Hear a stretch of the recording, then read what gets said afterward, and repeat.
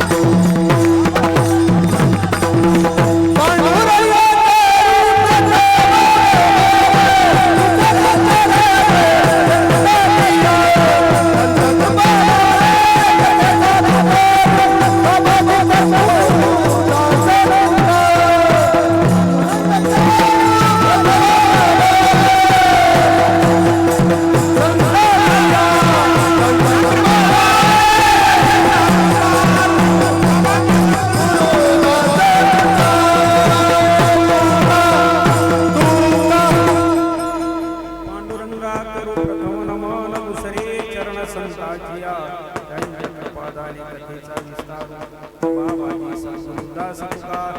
जयांचे किलिया स्मरण होय सकळ विद्यांचे अधिकरण ते नमस्कार आता ओम नमो ज्ञानेश्वरा ओम नमो ज्ञानेश्वरा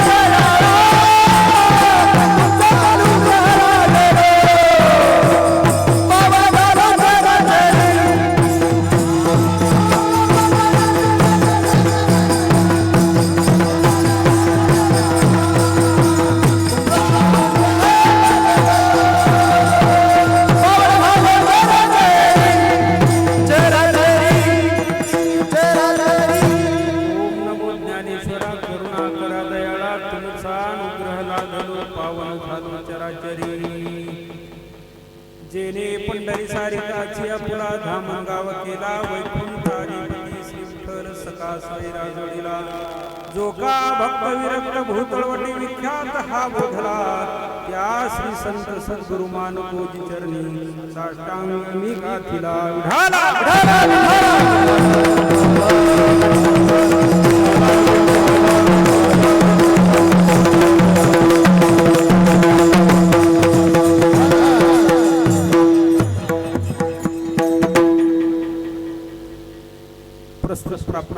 कीर्तन रूपी सेवेसाठी निवडलेला अभंग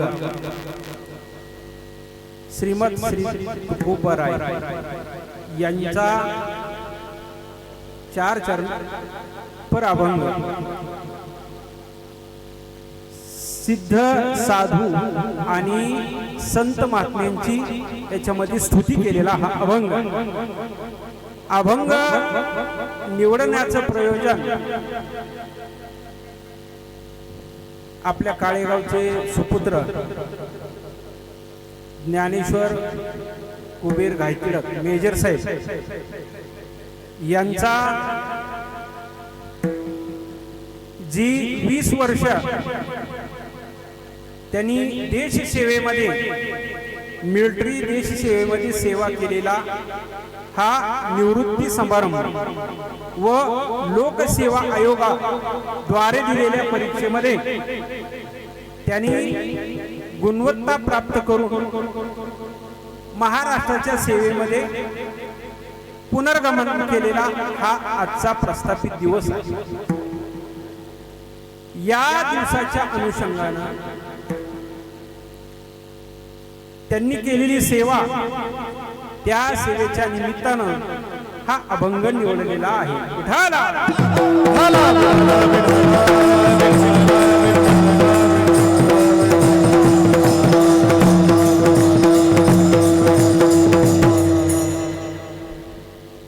अभंगाचा सरळ सरळ भावार्थ आपुलिया हिता जो असे जागता धन्य माता पिता तयाचिया. 3 प्रकारे अभंगाचं वर्णन वेगळ्या वेगळ्या पद्धतीने करता येतं आपल्याला. काय सांगतात तुकोबराय? धन्य माता पिता तयाचिया, माता पित्यांना धन्यता दिली. कोणत्या माता पित्यांना धन्यता दिली तुकोबरायनं? जो आपल्या हिताचा जागे आहे, जो आपल्या हितासाठी जागा आहे. धन्य माता पिता तयाची. नंतरचं उदाहरण असं सांगितलं की कुळी कन्या पुत्र होती जी सात्विक. धन्य माता पिता तयाची. गीता भागवत करीती श्रवण. धन्य माता पिता तयाची. अखंड चिंतन विठोबाचे. धन्य माता पिता तयाची. नंतर आपल्या हिता जो अशी जागता दुसऱ्या अंगानं अर्थ असा होतो तुकोबारायच्या म्हणण्यानुसार तयाचा हरिक वाटे दे. आपल्या हिता जो असे जागता धन्य माता पिता तयाचिया, तयाचा हरिक वाटे देवा. किंवा कुळी कन्या पुत्र होती जी सात्विक, तयाचा हरिक वाटे देवा. गीता भागवत करीती श्रवण. अखंड चिंतन विठोबाचे. तयाचा हरिक वाटे देवा.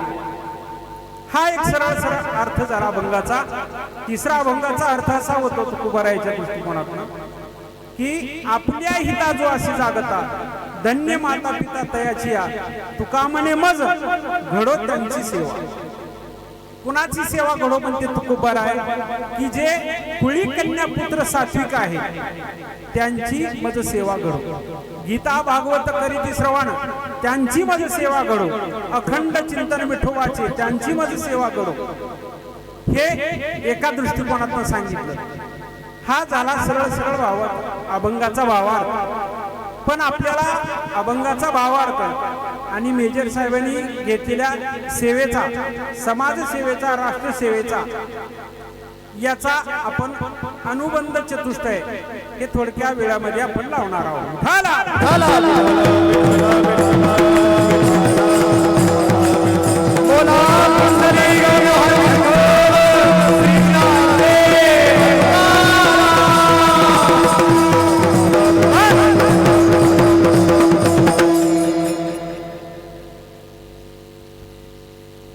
आपुलिया हिता जो असे जागता तुकोबाराय म्हणतात की प्रत्येक जण आलेला, जन्माला आलेला जीव हा काही ना काही करीत असतो.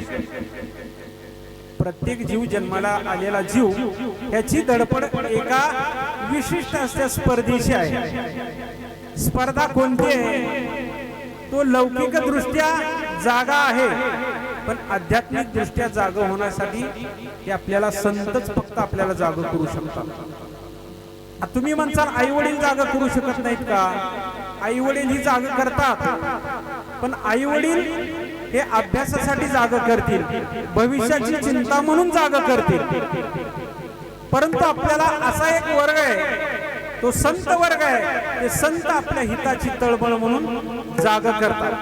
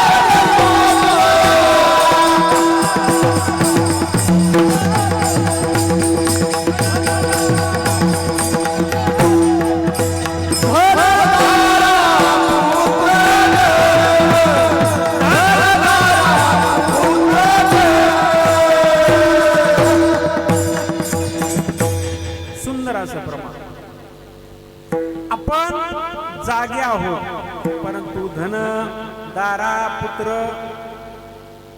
या विषया संबंधाने आपण जागो आहोत. पण संत आपल्यावरती अशी कृपा सांगतात. संत सांगतात अनंत काळाची खेप, अनंत काळाची व्यथा जर आपणास चुकवायची असेल तर आपण भगवान परमात्म्याला शरण गेलं पाहिजे.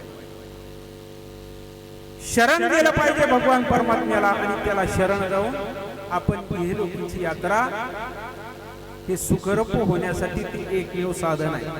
त्याच्यासाठी आपण जागा व्हा. आणि ते हित कुठं आहे? ते हित आपल्याला समजण्यासाठी श्री तुकोबर आहे. असं सांगतात इथं ते करावे देवाचे चिंतन, करो नियामन एकविध. तुकोबर आहे सांगतात की हित कुठं आहे रे बाबांनो आपलं? हित म्हणजे काय? तुकोबार आहे सांगतात की आपलं हित फक्त भगवंताचं स्मरण करण्यामध्ये.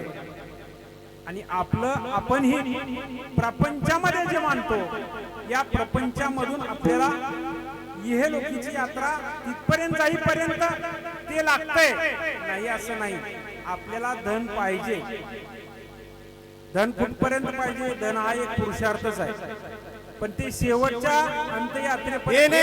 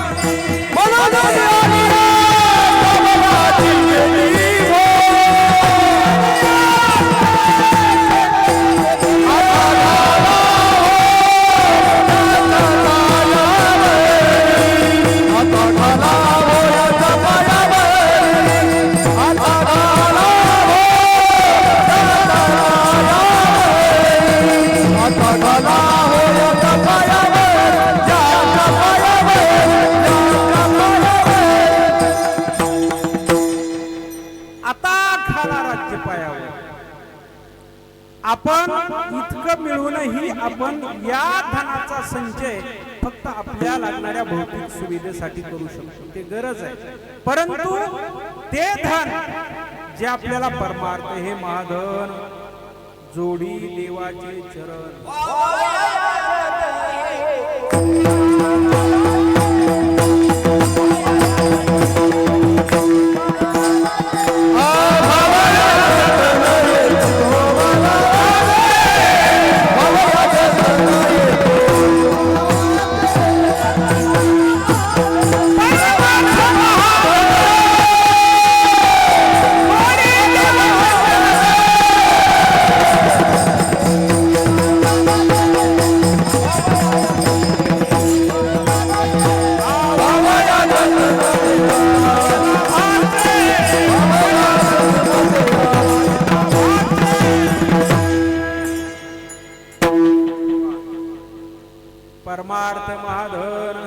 जोडी देवाचे चरण. आपल्याला हे परमार्थ हे महाधन आहे. या धनापेक्षा परमार्थ हे महाधन आहे. परमार्थ आपल्यापाशी आलं त्या महाधन कशामुळे वाटलंय तर त्याच्यामध्ये आपल्याला सुख आहे, समाधान. प्रपंचामधली व्यथा, प्रपंचामधलं दुःख आपल्याला जर नाहीसं करायचं असेल तर भगवंताच्या नामचिंतनामध्ये आपला वेळ समर्पित केला पाहिजे. आनंद आणि समाधान हे दोन्ही गोष्टी फक्त सुख वसे तुझे ठाई हे फक्त त्याच्या जवळती सुख आहे. म्हणून आपुल्या हिता काय हित आहे आणि प्रत्येक जण जागा करतोय. जगजोगी जगजोगी जाग जाग बोलती. आता जागा रे भाई रो जागा, आता जागा रे भाई रो जागा,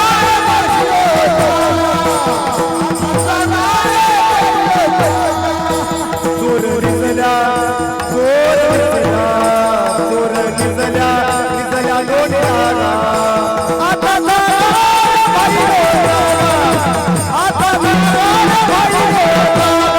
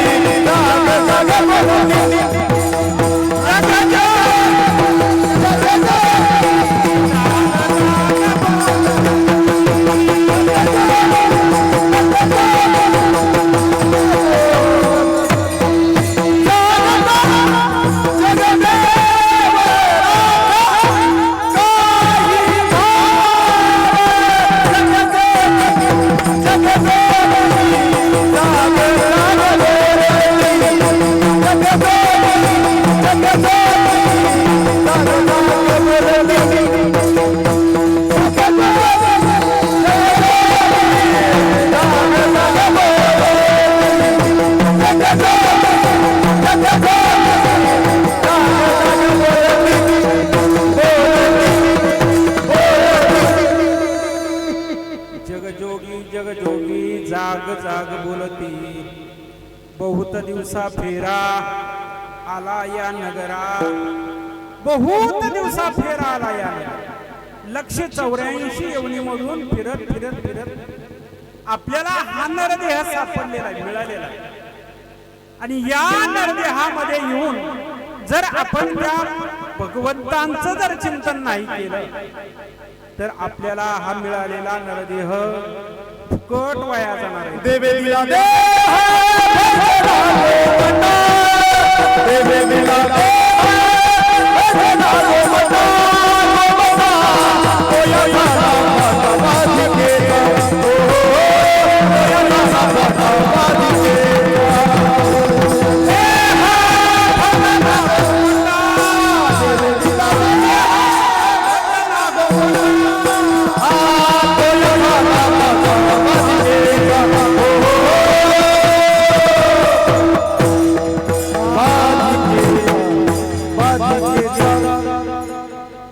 देवे दिला देह भजना गोमटा. भगवान परमात्म्यानं आपल्याला देह त्याच्यासाठी दिलेला आहे. बघा प्रत्येक योनीमध्ये, प्रत्येक 84 लक्ष योनीमध्ये फक्त भगवान परमात्म्यानं आपल्याला निर्मिती केल्यानंतर त्या भगवान परमात्म्याला आनंद झाला. कारण आपण त्यावेळेस, ज्या वेळेस आपण मातेच्या गर्भामध्ये होतो त्यावेळेस आपण भगवान परमात्म्याला करुणा केली, करुणा भागली होती की हे भगवंता गर्भी असता म्हणे कोहम सोहम, बाहेर येता म्हणे कोहम. समर्थ सांगतात जोपर्यंत गर्भामध्ये आहे तोपर्यंत भगवान परमात्म्याला तो विनंती करतो, तो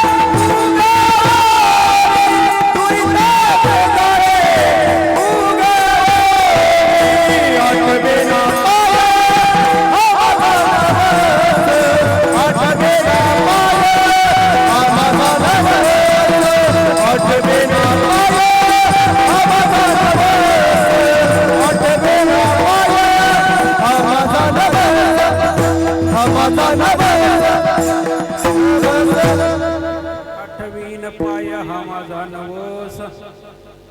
भगवंताला करुणा केली, भगवंता मला फक्त एक वेळ या गर्भाच्या बाहेर कर, मी अखंड तुझं चिंतन करेल, अखंड तुझं नामस्मरण करेल.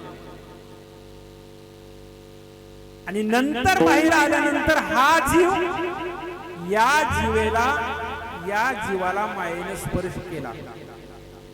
या जीवाला मायेने स्पर्श केल्याबरोबर त्याने जो आतमध्ये बोलला तो विसरला गेला.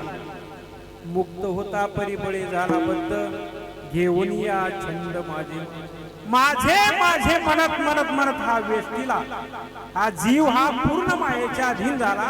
मायेच्या अधीन झाल्यामुळे तो वेष्टला आणि त्याच्यामध्ये तो गुरफटला. म्हणून संत आपल्याला हिताच्या ठिकाणी जागवतात.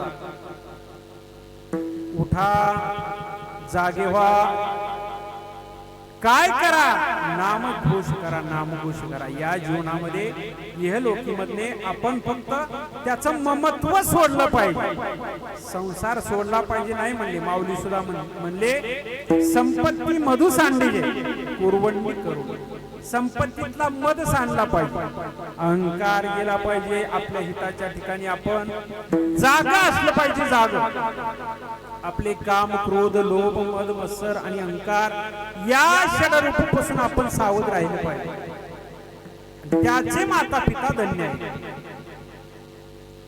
आपल्या हिताच्या ठिकाणी कोण कोण जागा आहे, तुकोबाराय सांगतात की बाबा जागवा, पुढचा नरदेह मिळेल अथवा न मिळेल, पण या इहलोकीची यात्रा तुम्हाला मिळलाय.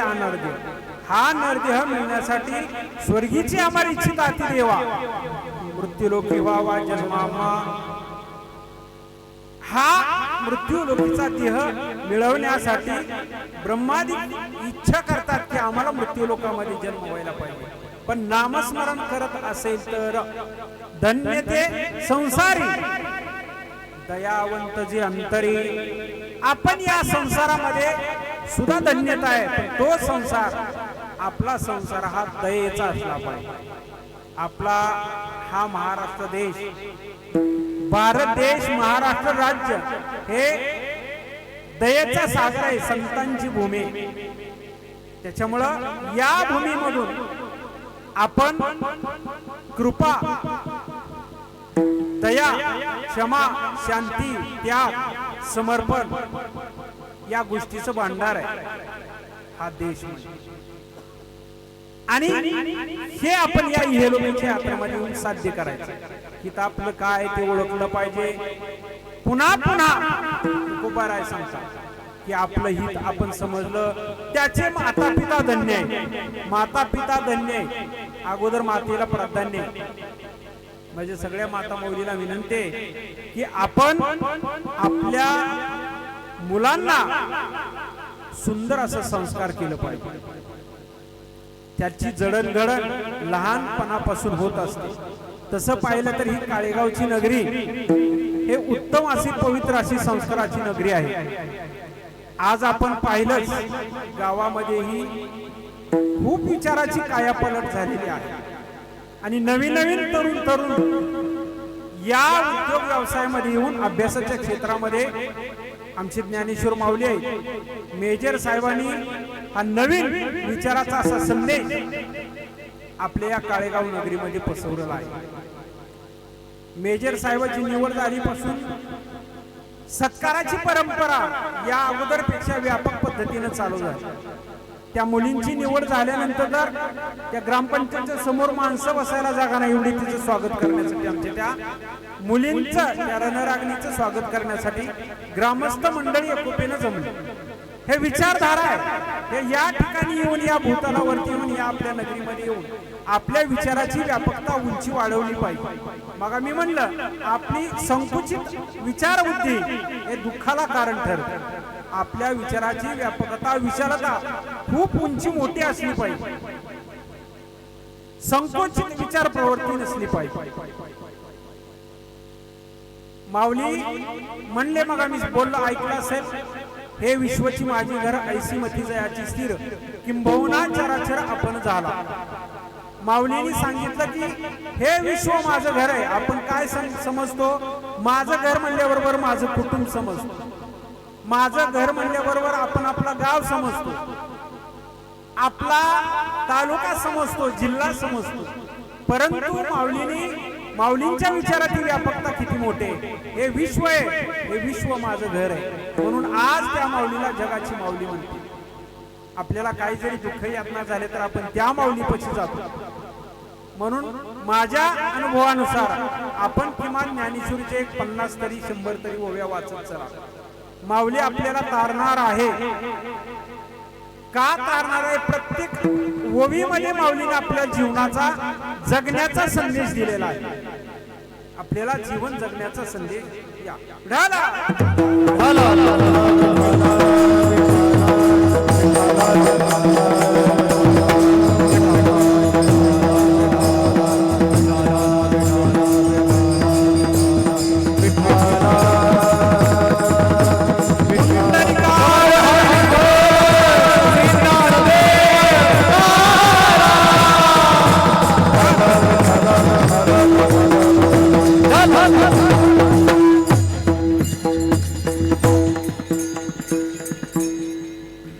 माऊली सांगतात सुक्षेत्र आणि उलटे.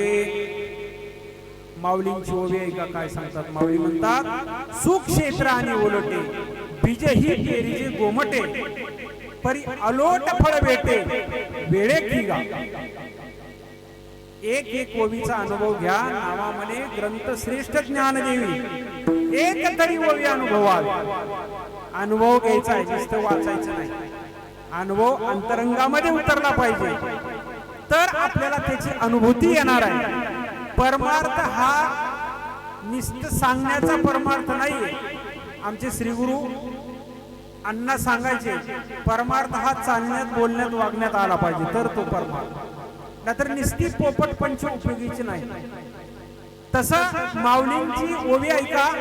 सुक्षेत्र आणि ओलटे. माऊली सांगतात की क्षेत्र सुद्धा जमीन सुद्धा सुपीक पाहिजे. सुक्षेत्र आणि ओलटे माऊली म्हणतात की ती वापशावर असली पाहिजे. जमीन चांगली असली पाहिजे, ती वापशावरती असली पाहिजे. नंतर माऊली म्हणतात बीजही पेरीजे गोमटे. बीज पेरत असताना आपण ते बीज सुद्धा चांगल्या पद्धतीचं चांगल्या गुणवत्तेचं बीज असलं पाहिजे. परी अलोट फळ भेटे. माऊली सांगतात आपल्याला फळ नक्की भेटणार, पण वेळे की गा. शेवटीचं वाक्य महत्वाचं आहे. माऊलींची ओवीची शेवटची तुकडा सांगितला माऊलींनी की वेळे की गा. आपण ती वेळेमध्ये ती केलं पाहिजे. आपण जर वापशेवर नसली जर पेरलं तर काही उपयोग होणार नाही. किमान वापशेवर आहे, बीज चुकीचं पडलं काही उपयोगीचं नाही, आपल्याला फळ भेटणार नाही. म्हणून जोपर्यंत आपल्याला कळतंय, जोपर्यंत आपली वेळ हातामध्ये आहे तोपर्यंत आपण वेळीच सावध झालं पाहिजे. हे लोकीची यात्रा आपली गोड मानून घेतली पाहिजे. आयुष्य पुन्हा पुन्हा नाही आहे तोपर्यंत काय जे असेल काय आहे ते येथेची पाहावी. समर्थ म्हणले तुम्हाला काय जे आहे इथंच शोधायचं, इथंच पाहायचंय आणि इथंच मिळणार आहे. ते आपण शोधलं पाहिजे. बरे बरे पाहता सुख येथेच आहे, काय की येथेच पाहिजे. हित आपलं कुठं आहे ते आपण जाणलं पाहिजे. मग त्याच्यासाठी आपण काय केलं पाहिजे? त्याच्यासाठी आपण श्रवण केलं पाहिजे. श्रवणानं आपली बुद्धी, आपला विचार हा ठाम होतो. आज जी ही पदवी मिळवली आपल्या मेजर साहेबांनी, ही जी पद घेतली, हे किती अवघड आहे. ज्या लोकांनी ही पद मिळवली किंवा ज्यांचं आयुष्य अभ्यास करण्यामध्ये गेलं त्यांना पद मिळाली नाही. माऊली सांगतात, भाग्याचे नि बडसे उद्यमाचे निसे जर पैसे रे आपल्याकडं त्यांनी मिळतं भाग्यानं, ती वेळ काळ आल्यानंतर मिळतं. परंतु जर प्रयत्नाची कसोटी जर असेल, मेजर साहेबांना प्रयत्नाची कसोटी केली, असं घासलं की 20 वर्षापूर्वी त्यांनी मिलिटरीमध्ये गेल्यानंतर पेन वहीचा काही संबंध नाही, अभ्यासाचा काही संबंध नाही.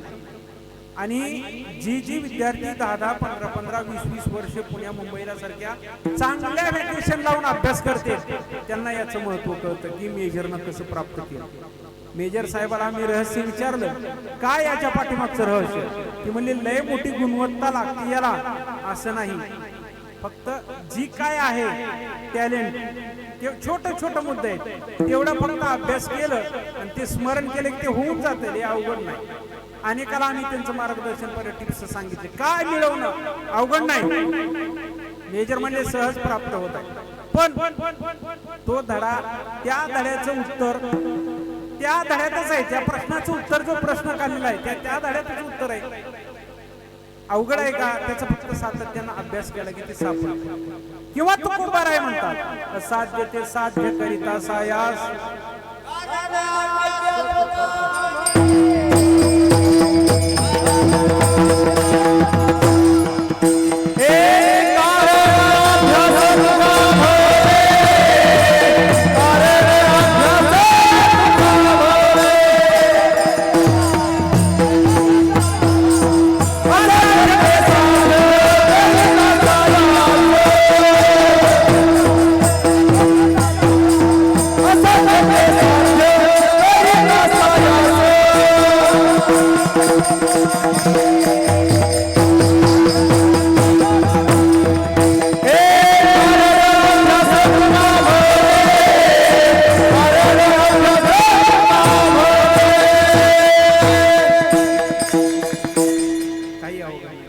सांगतात, प्रत्येक गोष्ट सोपी, पण आपलं फक्त टार्गेट आपण ठेवलं पाहिजे.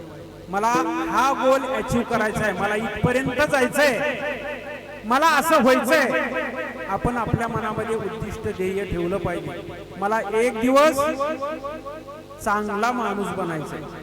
आपली जी धडपड आहे हे प्रगतीसाठी धडपड आहे, लौकिक धडपड आहे आपली. पण आमचे श्री गुरु अण्णा म्हणायचे, लय मोठं महाराज होण्यापेक्षा साधा माणूस जरी होता आला तरी खूप झालं.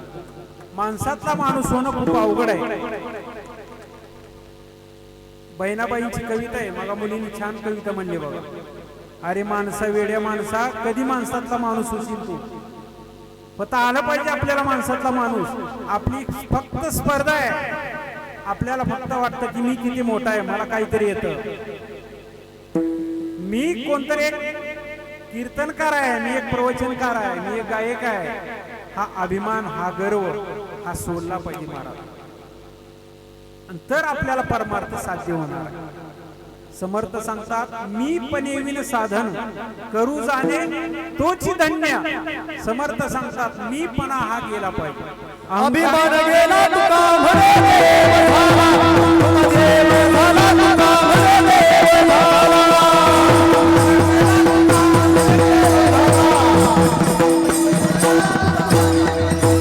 अभिमान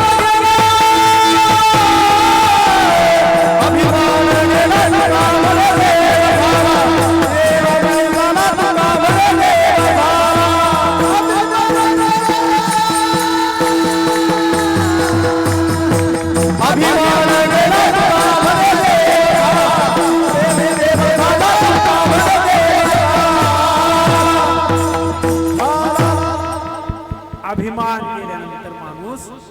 देव होतो. हे आपण म्हणतच राहायचं का नुसतं? आमचे अण्णा म्हणायचे हरिमुखी म्हणा, हरिमुखी म्हणा, पुण्याची गणना कोण करी.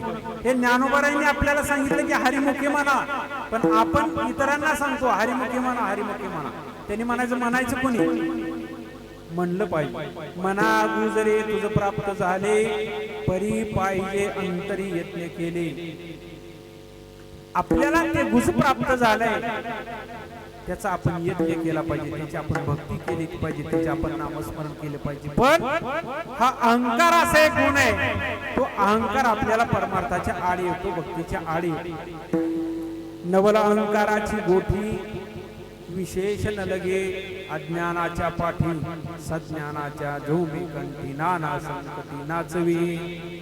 तो अहंकार हा अज्ञानाला काहीही करू शकत नाही. आपण मोठी मोठी बातमी म्हणलेला ऐकला असेल, अज्ञानामध्ये खरं सुख आहे, ज्ञानामध्ये अहंकार येतो. म्हणून ज्ञानी होऊ नये, ज्ञानी नाही झालेलं बरं. म्हणून तर तुकोबाराय म्हणले ना, तुमची ये दासीचा काहीच नको, तुमचा दास झालं बास झालं. अहंकार येतो, म्हणून आपला अहंकार जावा, आपण आपल्या आपल्या हिताच्या ठिकाणी जाग व्हावं. ते होत असताना आपल्याकडून काही गोष्टीचं बंधन म्हणजे परान्न, परस्त्री आणि परनिंदा या तीन गोष्टी आपण कटाक्षानं पाळल्या पाहिजे. परान्न, दुसऱ्याचं अन्न खाल्लं नाही पाहिजे. दुसऱ्याचं अन्न म्हणजे किंवा खाल्लेल्या अन्नाला जागलं पाहिजे. आपण आता जागतोय, खाल्ले अन्न म्हणून जागतोय. खाल्लेल्या अन्नाला जागलं पाहिजे म्हणजे या भगवान परमात्म्याने आपल्याला दिलंय ते आपण खातो, त्याचं स्मरण केलं पाहिजे. हा गर्भित अर्थ, अर्थ वेगळा, गर्भित अर्थ वेगळा.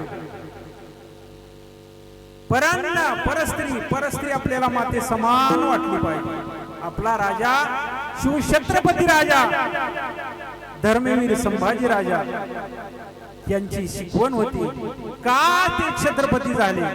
फक्त त्यांचं निष्कलंक चारित्र्य होतं म्हणून ते छत्रपती झाले. आपल्या विचाराची सुद्धा उंची तशी पाहिजे.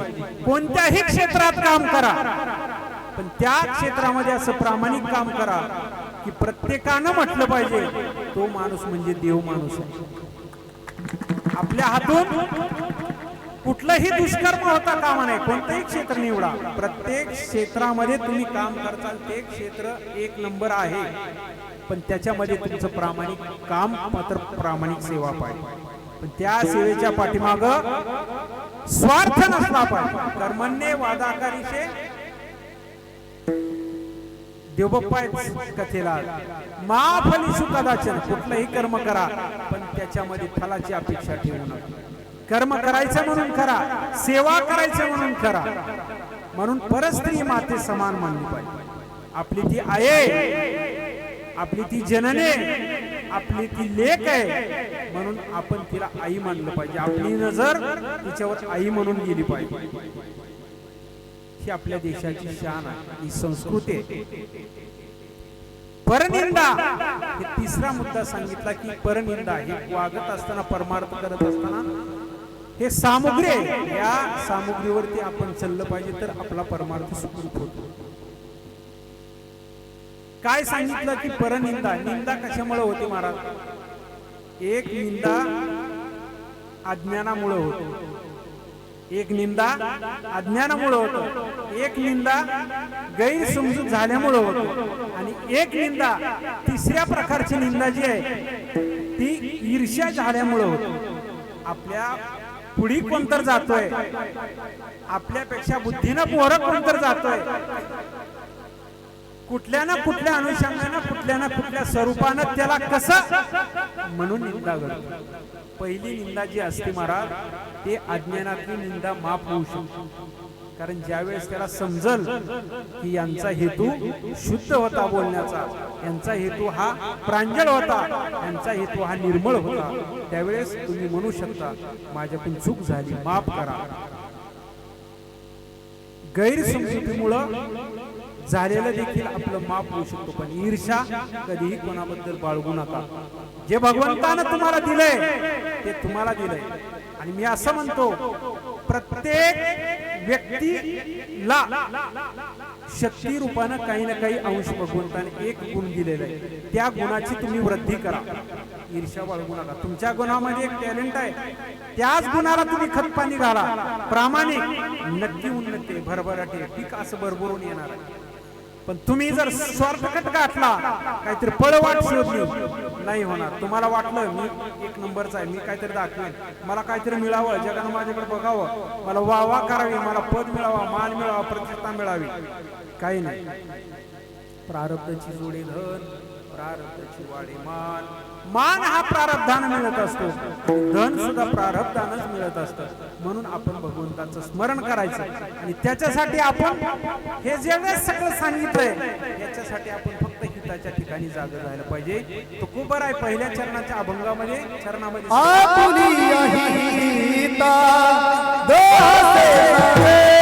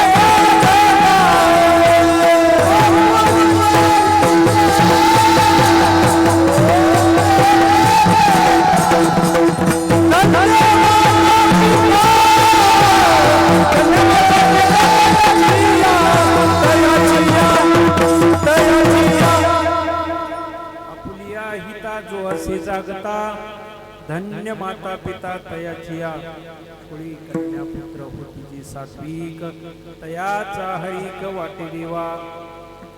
आपल्या कुळामध्ये आपली जी कन्या आहे, जी पुत्र आहे, ती सात्विक असली पाहिजे, असं तुकोबरायचं म्हणणं आहे. का असलं पाहिजे तर तुकोबराय असं सांगतात, तम म्हणजे काय नरकची केवळ, रजतो सबळ मायाजाळ. तुका म्हणे ते सत्वाचे सामर्थ्य, करावा परमार्थ अहर्निशी. अहर्निशी सदा परमार्थ करावा, पाय न ठेवावा अडमार्गी. अडमार्गी कोणी नर जे जातील त्यातून काढील तोची ज्ञानी. तोची ज्ञानी खरा तारी तुझी अशी. काय सांगते तुकोबराय, आपल्याला सत्व गुणामुळं आपला परमार्थ हा शुद्ध भावनेचा होतो. रजोगुण पुनरावृत्ती, तमोगुण अधोगती आणि सत्वगुणे भगवत प्राप्ती. समर्थ सांगतो, समर्थांचं सांगणं आहे, रजोगुण जर आपल्या अंगामध्ये असेल, शरीरामध्ये असेल, की आपला जन्म वायाला जाणार. तमोगुणे अधोगती, गती आपल्याला मिळणार. त्याच्यासाठी समर्थ सांगतात, गती कारणे संगती सज्जनाची, मती पालटे सुमती दुर्जनाची. आपल्याला गती जर मिळायची असेल तर आपण संगती सज्जनाची धरली पाहिजे. संतन के संग नागरे तेरी अच्छी बनेगी, संतन के संग नागरे तेरी अच्छी बनेगी.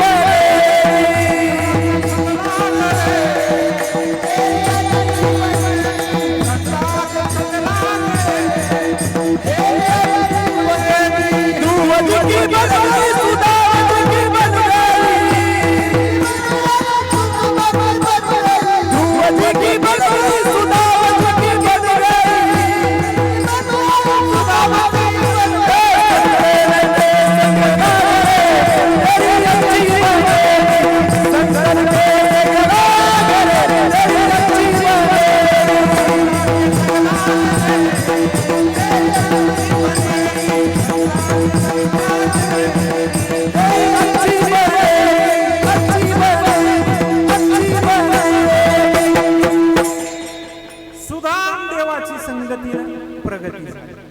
झाली का नाही संगतीनं प्रगती?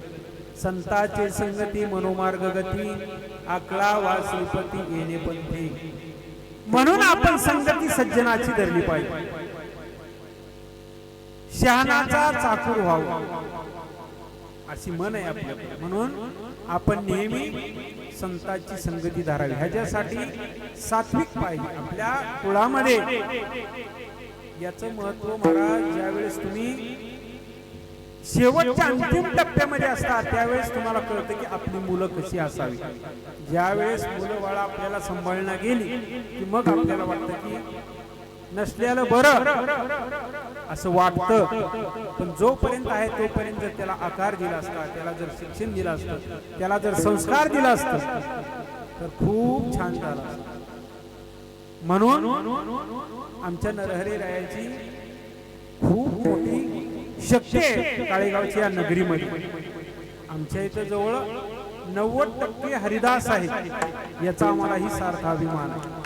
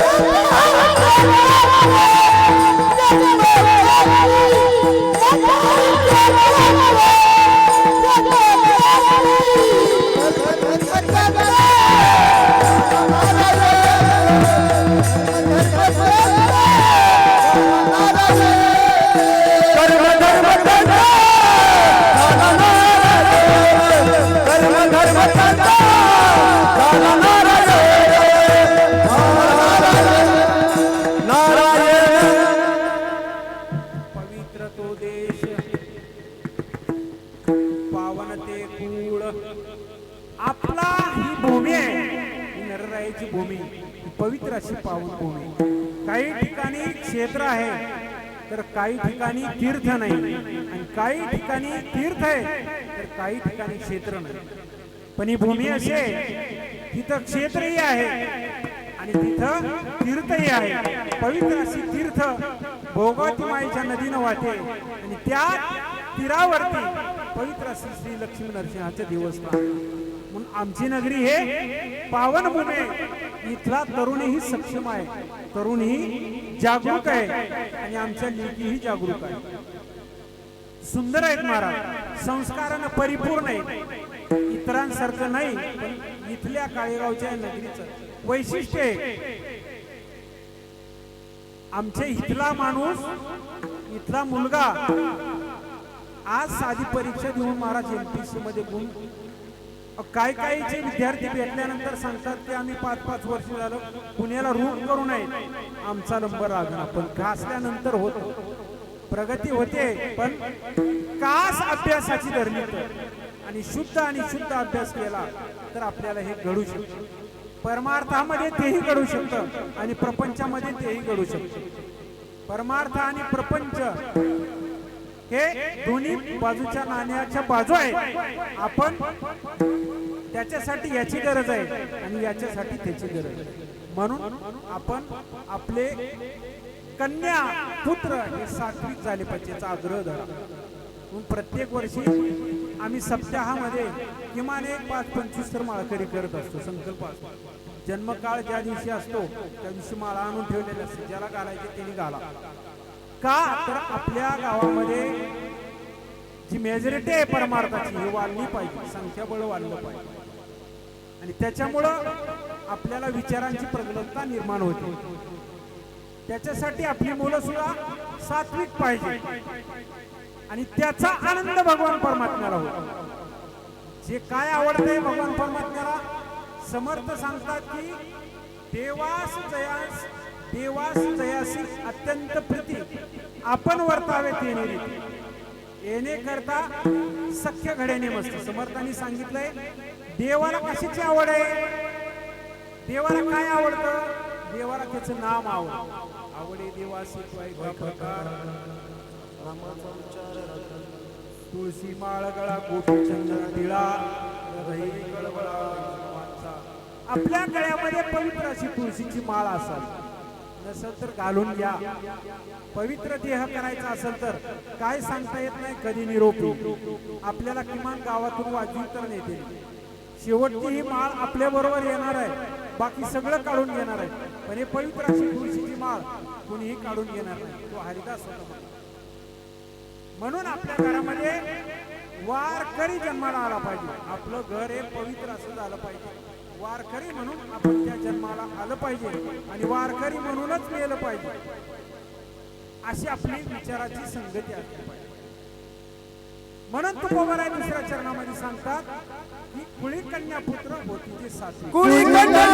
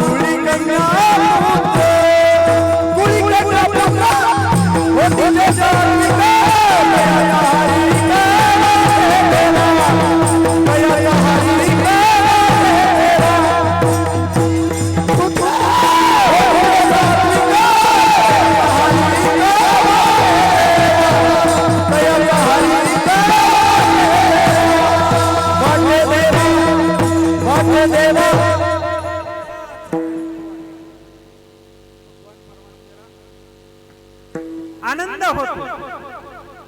या भगवान परमात्म्याला एवढा आनंद होतो, तो हर्षमय होतो आपली कन्या पुत्र बघितल्यानंतर. आणि तुकोबाराय सांगतात गीता भागवत करीती श्रवण अखंड चिंतन विठोबाचे. किंवा अखंड चिंतन कधी होतं तर गीता भागवत श्रवण केल्यानंतर अखंड चिंतन होतं. चिंतनाला सुद्धा सामग्री पाहिजे. कथेची सामग्री देह अवसानावरी, आपली सामग्री आपली कथेची आपल्या आपल्या अभ्यासाच्या जोरावरती असते. तशी अखंड साधनेची अखंड चिंतनाची हे गीता भागवत दोन ग्रंथ सदशास्त्र जर आपल्या नेहमी वाचनात असतील, नेहमी पठनात असतील, नेहमी अध्ययन करण्यात असतील तर नक्की भगवान परमात्मा आपल्याला त्या परमार्थामध्ये रत करतो, त्या साधनेमध्ये ठेवतो. जर थोडीशी जर गडबड झाली आपल्याकडून, थोडीशी जर परमार्थामध्ये भेळ मिसळ झाली, ती आपल्याला साध्य होत नाही. आणि ते किमान या तर पोषकाला मान्य नाही. म्हणून आपण आपलं परमार्थिक जीवन निर्मळ जीवन जगलं पाहिजे. आम्ही नेहमी सांगताना सांगतो कीर्तनकार, मी तर सांगतो असं की आमच्या पाया पडत जाऊ. मी थोडं प्रवाहाच्या विरुद्ध बोलणार आहे, तुम्हाला वाटेल नका पाया पडत जाऊ. का तर लांब जायचंय आणखी. फार फार मोठ्या मोठ्या ऋषी महात्म्यांचं आपण पाहिले. आम्ही तर एक सामान्य जीव आहे, त्याच्यामुळे आपण पाया पडायचंय तर फक्त देवाच्या आणि संतांच्या, पुण्याच्याही चरणावरती माथा ठेवू नका. माझं साष्टांग दंडवत आहे, माफी मागून बोलतो. समर्थांचं वाक्य आहे का, समर्थांच्या ग्रंथाप्रमाणे आपलं जीवन असावं किंवा श्रीमद ज्ञानेश्वरी सारखं आपलं जीवन असावं. श्रीमद समर्थ सद्गुरू गोंदवलेकर महाराज सांगतात की मूळ ग्रंथ हे आईच्या दुधासारखे आहे. हे जे ग्रंथ आहेत का, हे ग्रंथ आईच्या दुधासारखे आहेत. आपण जर ते वाचन केलं तर आपल्याला ते प्रेम पाना देतात. आणि जर आपण मिश्रित जर ऐकलं, कोणाचे तर कानून ऐकलं, तर ते गाईच्या दुधासारखं आहे. ते तुम्हाला रिझल्टच देईल, अनुभवच देईल, असं काही नाही. म्हणून समर्थ सांगतात, म्हणून सांगतो. समर्थ काय सांगतात की आपण शुद्ध ज्ञानाचा निश्चय, आत्मस्थितीचा निश्चय बोलिला असेल. काय आहे? ग्रंथानाम दासबोध, गुरु शिष्याचा संवाद, येथ बोलिला विशद परमार्थ मार्ग, शुद्ध ज्ञानाचा निश्चय, शुद्ध भक्तीचा निश्चय, शुद्धात्मस्थितीचा निश्चय बोलिला असे. भक्तीची ने योग देव, निश्चय पावती मानव, ऐसा अभिप्राय ये ग्रंथी. त्या ग्रंथाचं आपण वाचन केलं पाहिजे महाराज. आणि ते जर ग्रंथ वाचन असेल तर माणूस चुकीचं पाऊल टाकत नाही. परमार्थ कमी करल पण शुद्ध परमार्थ करल. भेळ मिसळचा परमार्थ करणार नाहीतर आधा दूध आधा पाणी, ज्यादा डालो तो बेईमानी. तशाने आपल्याला अनुभव येणार नाही, प्रचिती येणार नाही. आपल्याला प्रचिती यायची असेल तर आपला परमार्थ सुद्धा नेकीचा पाहिजे, शुद्धतेचा पाहिजे. तुम्ही बघा राजहंस, हा राजहंस पक्षी काय करतो माहिती आहे का? दूध आणि पाणी दोन्ही मिसळून दिलं तर तो फक्त, म्हणून आपण जायचं कथेला. एक तर चांगल्या कथा ऐकायच्या, कथा चांगल्याच असतात, फक्त सांगणारा माध्यमातून कुठल्या कसं येत आहे ते माध्यम शुद्ध ओळखायचं आणि तेच कथा आपण श्रवण करायची. नसेल तर या ग्रंथाचं श्रवण करावं. श्री ज्ञानोबाराय सांगतात, या ग्रंथाचं श्रवण केल्यानंतर आपल्याला खूप ज्ञान प्राप्त होतं. माऊली सांगतात, अद्धमाते धिक्कारी जे आणि उत्तमते स्वीकारे. आपण उत्तमते घ्यावं, चांगलं तेवढं आपण आपल्या आयुष्यामध्ये घ्यावं. म्हणून गीता भागवत करीती श्रवण. का करीती श्रवण? तर श्रवण केल्यामुळं तर हा जो व्यूह रचना होती, कुठली व्यूह रचना होती? जी पांडवाचं आणि कौरवांचं युद्ध चाललेलं होतं, ते युद्ध चाललेलं जे व्यूह रचना तयार होती आतमध्ये, ते अभिमन्यूनं भेदन केली. कुठपर्यंत भेदन केली? आतमध्ये जायचं तोपर्यंत. पण तोपर्यंत भगवान परमात्म्याला आपल्या ह्याने विचारलं होतं, सुभद्रा मैयाने विचारलं की बाबा युद्ध नीती कशी असते आम्हाला सांगा. मग श्रीकृष्ण परमात्म्याने म्हणले, गुढे आहे का? गुढे आतमध्ये होतं ना, गर्भाची आवडी, आतमध्ये गर्भ असल्यामुळं आतून हुंकारा देतो.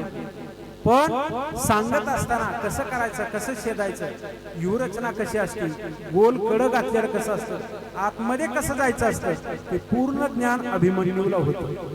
परंतु ज्या वेळेस भगवान परमात्मा सांगत होते त्यावेळेस निम्यापर्यंत गेल्यानंतर सुभद्रा मैयाला झोप लागली. त्या झोपीमुळं त्यांना काही आठवलं नाही आणि तीन आठवल्यामुळं परिणामी अभिमन्यूला त्या व्यूह चक्रामध्ये मरण पत्करावं लागलं. इथपर्यंत त्याचा अर्थ.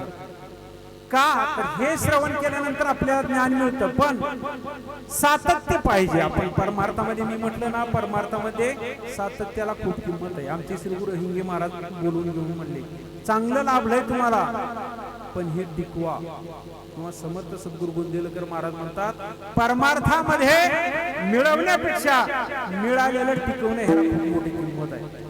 मिळवणं म्हणजे परमार्थ हा लौकिक पैशाचा नाही, पण आपल्याला जे हे संतांनी दिलेलं प्रेम आहे, हे दिलेला अभ्यास आहे, हे ज्ञान आहे, या ज्ञानाची वृद्धी व्हावी महाराज. याला नजर लागू नये, हे झाकून असावं. मी नेहमी सांगत असतो, आमचे श्री गुरु अण्णाही म्हणायचे, भजन आणि भोजन एकांतामध्ये असावं.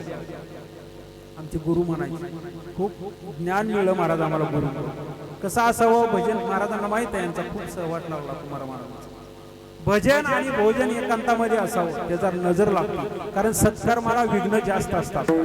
त्याच्यामुळं दान करताना सुद्धा आपली जुनी मान आहे, उजव्या हाताने केलेलं दान डाव्या हाताला करता कामा नये. पण आपलं आता उलट झालंय, पटकन आपल्याला वाटतं की प्रसार माध्यमाच्या द्वारे सगळ्यापर्यंत पोहोचलं पाहिजे, परिणामी त्याचा आपल्याला पुण्य काही लाभत नाही.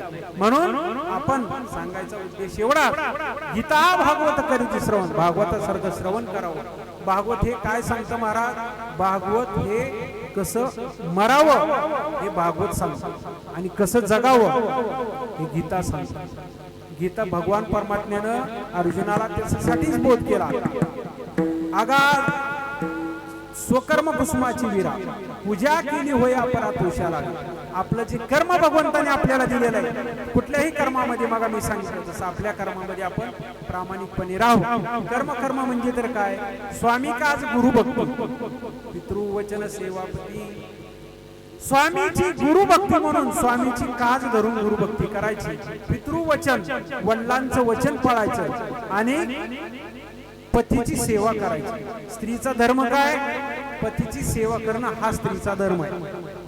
हेच विष्णूची महापूजा, अनुभव नाही तुझा, हीच विष्णूची महापूजा आहे. तुम्ही काही त्याला जास्त आटापिटा करायची गरज नाही, तुम्हाला काही कीर्तन करायची गरज नाही, काय पाठांतर करायची गरज नाही, काय ज्ञान द्यायची गरज नाही, काही नाही. तुम्ही हाय असं जरी व्यवस्थित जीवन जगला, इतरांना न त्रास होता, तरी तुम्हाला ती विष्णूची महापूजाच आहे. आपण जास्त आटापिटा करायचं नाही. परपीडा ते पाप, दुसऱ्याला पीडा देणं हे पापच आहे महाराज. आपल्याला वाटतं, गोंदवलकर महाराज म्हणतात, आपल्या डोळ्यातलं मुसळ दिसत नाही, पण पुल्ल्याच्या डोळ्यातलं पुसळ दिसतं. तुम्ही फक्त चांगलं वागलं का, मग काय नाही, सगळं चांगलं. पण सुरुवात ही आपण आपल्यापासून करावी. इतरांना सांगण्यात काय नाही, परमार्थाचं तेच ध्येय आहे, तेच उद्दिष्ट आहे. म्हणून कसं जगावं ही गीता सांगते. म्हणून ज्ञानेश्वरी रोज वाचत चला, ही ज्ञानेश्वरीची कृपा आहे. ज्ञानेश्वरी बघा, अनुभव घ्या. नेहमी सांगतोय 10, 5 ओव्या, 50 ओव्या, रोज एक पान. इतर साधनापेक्षा ते साधन खूप सुंदर आहे, एकांतामध्ये असावं. एक सांगतो आता, लोकांतामध्ये सुद्धा एकांत असावा. कसा एकांत असावा, आपण लोकांतामध्ये जरी गेलो तरी आपला आपला अनुसंधान, आपली आपली साधना आपल्या बरोबर असावी. त्यांच्या प्रापंचिक लोकांतामध्ये आपला एकांत मिसळायचा नाही, आपण आपल्या आपल्या एकांतामध्ये राहायचं. किंवा एकांतामध्येही एकांत असावा असं समर्थ सांगतात. का असावा, तर आपण या आपल्यामध्ये युद्ध चालू आहे शरीरामध्ये, आपलं जे षडरूप आहे त्यांचं युद्ध चालू आहे, तर ह्याच्यापासून आपण कसं अलिप्त राहतोय ह्याच्यासाठी अनुसंधान पाहिजे, ह्याच्यासाठी नामस्मरण पाहिजे. पण ते होण्यासाठी गुरुची कृपा पाहिजे. गुरु कृपा झाल्यानंतर ह्या गोष्टी साध्य होतात. बराचसा अभ्यासाचा प्रश्न आहे. असो, दुसरी गोष्ट सांगितली की सत्य बोले मुखे, आपल्या मुखातून सत्य बोलावं, चांगलं बोलावं. काय बोलावं, सत्य बोलावं, चांगलं बोलावं. उपासनेला दळ चालवावे, भूदेव संतासी सदा नमावे, सत्कर्मयोगी वय घालवावे, सर्वामुखी मंगल बोलवावे. हा साधा सोपा आहे, आणि जीवनाचं हेच मर्म आहे महाराज. भला मोठं तुम्हाला गीता पाठ असलेली जरी तुम्हाला सांगितले, काय उपयोग नाही. जगायला काय लागतं साधन, विचार फक्त एक महाराज, जगान जगू द्या, तुम्ही बी जगा आणि दुसऱ्याला जगवा, हेच विचार फक्त. काय या कीर्तनामधून काही घेऊ नका, फक्त आपल्यापासून दुसऱ्याला परपीडा होऊ नये तेवढंच. दुःखवे अनेकाच्या दुःखे बरं म्हणले, दुसऱ्याचं अंतकरण पाहून आपलं सुद्धा अंतकरण दुखलं पाहिजे. तमोगुणाचा मागा सांगितलं, आपल्याला भांडणं लागली की छान वाटलं, त्यांना असं मारलं पाहिजे, त्याला असं केलं, असं वाटलं, समजा तुमच्या अंगामध्ये तमोगुणाची बाधा आहे, रजोगुणाची बाधा आहे. भांडणं बघा वाटलं की समजायचं रजोगुण आपल्या अंगामध्ये आहे. एखाद्याकडे चुकून जर एखाद्याचा जर पल्ला काय जर पल्ला तर त्याला लागलं केलं तर आपलं अंतकरण हळहळ करावं, दुःखी व्हावं. आपण साधं म्हणतो, कुत्र्याची भांडणं लागली तर आपण हाड हाड म्हणतो. आपल्याला माणसाची भांडणं लागल्यावर जर आनंद वाटत असेल तर समजायचं की आपल्या शरीरामध्ये अजून रजोगुण तमोगुण आहे, आणि ही खरी विष्णूची महापूजा. बाकी काही नाही. लय मोठा हरिपाठ पाठ आहे, ते लय मोठं गाता पाठ आहे, काय नाही, आणि तुमच्यातला तो सुटला नाही. सगळ्यांचं सार काय माहितीये का, त्या सहज अवस्थेला जाऊन पोचणं. आदरणीय कुमार महाराज आहेत तिथं अभ्यास काका आहे, यांना विचारा ती सहज अवस्था आपल्याला प्राप्त झाली पाहिजे. कोणती? ते ज्ञान पैगा बरवे जरी मनी आधी जाणावे तरी संताया भजावे सर्वस्वीची तनु म्हणू जीवे चरणाशी लागावे अगर्वता करावे दास्य सकळ. मग हे केल्यानंतर सांगतात माऊली, मग अपेक्षित जे आपुले तेही सांगितले पुसले जेणे अंतःकरण बोधले संकल्पा नाही. तुमच्या अंतःकरणामध्ये जी जी कल्पना येईल ते सत्यात होत. तुम्ही देवा ते बजाल देव तुम्हावरी तुष्टतील ऐसी परस्पर घडेल मैत्री जे. ज्ञानोबा राय सांगतात म्हणून ज्ञानेश्वरी वाचा म्हणतो. ज्ञानेश्वरी वाचा, दासबोध वाचा, साधं सोपं आहे. समर्थ सांगतात मनी धरावे ते होते विघ्न उगेची नासुनी जाते कृपा केली या रघुनाथे प्रचिती येली.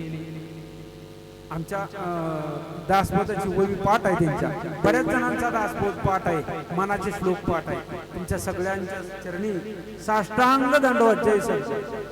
महाराज बैठकीनं खूप मोठी क्रांती केली, माणसातला माणूस जागा केला. लोकांना काही जणांना वाटतं महाराज नाही नाही बैठक मध्ये जागृती आहे, बैठक मध्ये 7 दिवसात एकदा आपल्याला जागृती मिळते, आपली स्थिती स्थिर ठेवती बैठक. ती बैठक आहे आणि मिळली पाहिजे, भजन चाललं पाहिजे, परमार्थ अंगीकृत पण आतमध्ये उतरला पाहिजे. महाराज एका राजाकडे 3 मूर्त्या होत्या. काका कारखानीस नावाचा आमचे गुरु सांगायचे, अण्णा सांगायचे, काका कारखानीस नावाचा एक मोठा विख्यात विद्वान होता, त्याच्याकडे 3 मूर्ती होता. त्यांनी सांगितले ह्यातली चांगली कुठली मूर्ती हे सांगल त्याला मी 10 मुद्रा देणार, याचा अभ्यास करून सांगा. ती एका मूर्तीमध्ये या कानात जर पाणी टाकलं तर या कानातून पाणी बाहेर येतं. दुसऱ्या मूर्तीमध्ये या कानात पाणी टाकलं तर ते तोंडातून बाहेर येतं. आणि तिसरी मूर्ती होती कानातून पाणी टाकलं की बरोबर पोटात जातं. सांगा म्हणले कुठली मूर्ती योग्य आहे, कुठली मूर्ती चांगली आहे आणि याचा अनुभव सांगा काय ती श्रेष्ठ कुठली मूर्ती आहे. प्रत्येकानं आपलं आपलं मतांतर मांडलं. सगळ्याला एक ठिकाणी घेऊन त्यांनी सांगितलं की हे जे जे बक्षीस आहे हे बक्षीस मी अमुक या व्यक्तीला देतोय. त्यांनी म्हणले अहो आम्ही सांगितलं पाणी ह्यातून इकडं बाहेर निघालं, किती पाणी बाहेर निघालं का नाही? पाणी वाया गेलं इकडं आलं बाहेर, पण ते आतमध्ये गेलेल्याला तुम्ही प्राधान्य दिले, पण ते स्थिती म्हणलेले नाही. आतमध्ये गेले अमृत. समर्थ म्हणतात बाह्य काया लखलखीत आतमध्ये गेलं पाहिजे. आत परमार्थ आतमध्ये उतरला पाहिजे. लौकिक हा बाहेर आहे महाराज, हे शरीर हे लौकिक आहे, याला सांधून परमार्थ आतमध्ये उतरला पाहिजे. म्हणून आपण श्रवण केलं पाहिजे. गीता भागवत करीती श्रवण अखंड चिंतन विठोबाचे खंडन न पाहिजे झालं पाहिजे. समर्थ सांगतात ध्यान धरील तो भक्त, ध्यान धरील तोच भक्त. ध्यान आपलं त्या नामापासून ध्यान विचलित झालं पाहिजे. म्हणून ध्यान धरील तो भक्त, म्हणून अखंड चिंतन आपल्याला गल्लं पाहिजे. एकदा विठोबा रघुनाथचं भजन विठोबा